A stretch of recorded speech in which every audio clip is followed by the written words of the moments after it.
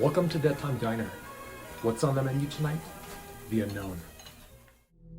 I'm Christopher Allen Brewer, author of Selfies from the Underworld and paranormal advisor to several Travel Channel and Discovery Plus programs. As a Lakota Sioux, I was raised with many tribal beliefs, one of which regarded a spirit world. I grew up haunted with several supernatural experiences. My Lakota name is Matod Chante, and the supernatural is encoded deep inside my DNA.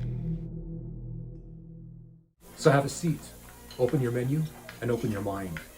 We're open late, it's dead time, and tonight, the special is a supernatural. Order up! I recently visited Universal Studios Orlando for their Halloween Horror Nights attraction. While there, I was thinking of the theme park in California and some of the old ghosts reported there, some which may be returning.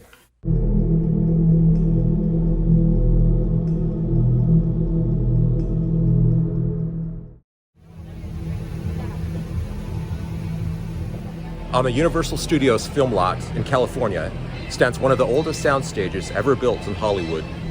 In 1928, construction began on a 21,000 square foot stage, which would be large enough to house a recreation of the Paris Opera House for Universal Studios' production of Phantom of the Opera. Known only as Stage 28, it was completed in only a few months, with steel girders encased in concrete, the first of its kind, able to support the hundreds of extras associated with a big-budget film. As the stage was being completed, an electrician navigating the high catwalks above slipped and fell to his death.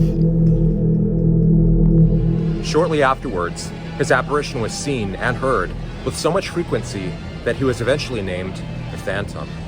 Actors, actresses, directors, producers, and crewmen would die over the years, all of whom spent a lot of time and energy on the set, where other inexplicable claims would surface, surrounding the opening of doors and windows when no one was present, and lights that would regularly flash on and off by themselves, not to mention sightings of actor Lon Chaney long after he had passed.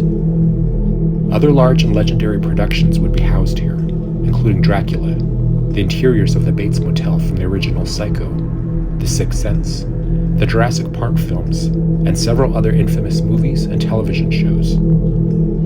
But shortly afterwards, the same reports of ghostly activity from those working late at night would continue.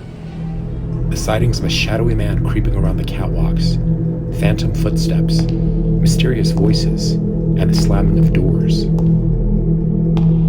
These reports persisted all the way up to 2014, when Stage 28 was completely demolished to make room for the expansion of the Universal Studios theme park. The recreation of the Paris Opera House was also dismantled and put into storage. A movie inspired by these events is currently in production by Amblin called Stage 13, about an old backlot haunted by the ghost of a silent film star. And Universal Studios Hollywood now features a new attraction, Super Nintendo World, built on the exact site of the old soundstage. So time will tell if the hauntings will continue, and if the entity known as the Phantom of Soundstage 28 will happen to make a surprise appearance.